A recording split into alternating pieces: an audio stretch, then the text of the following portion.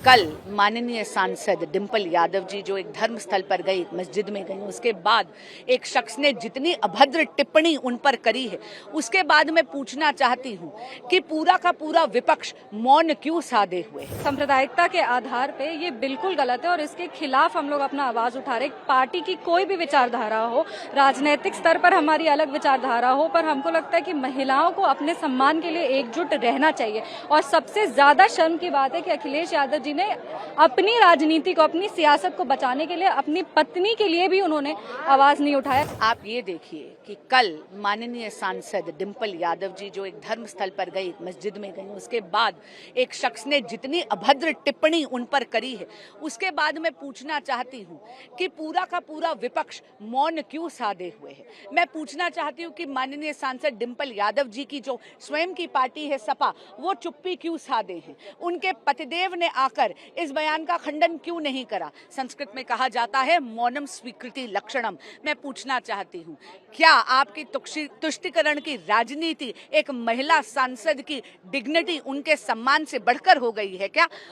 NDA का पूरा घटक दल यहाँ पर आज खड़ा था आवाज उठाने के लिए। हम हर नारी के सम्मान के लिए खड़े रहेंगे, चाहे वो विपक्ष की सांसद ही क्यों ना हो।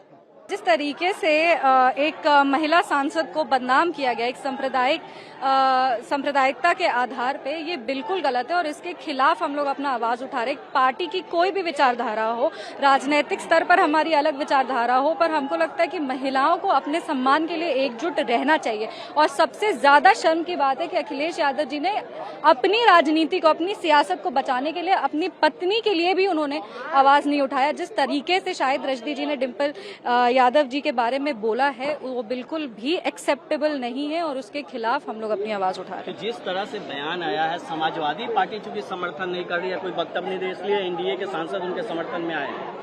नहीं, अब समाजवादी पार्टी क्यों नहीं कर रही है ये तो पता नहीं, क्योंकि उनकी राजनीति ऐसी है ना। अगर वो इसके खिलाफ आवाज उठाएंगे तो उनकी राजनीति क्या बचेगी। उनकी राजनीति पूरे की पूरी तुष्टीकरण की राजनीति है।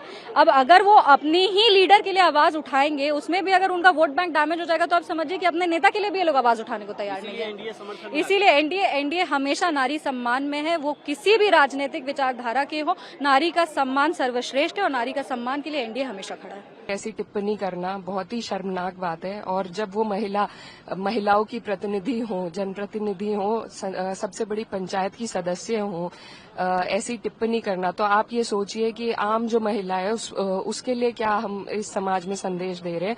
बहुत अभद्र टिप्पणी है, अफसोसजनक है और ऐसे लोगों पे कड़ी से कड़ी कार्रवाई होनी चाहिए। इनको सामाजिक रूप से इनका बहिष्कार होना चाहिए।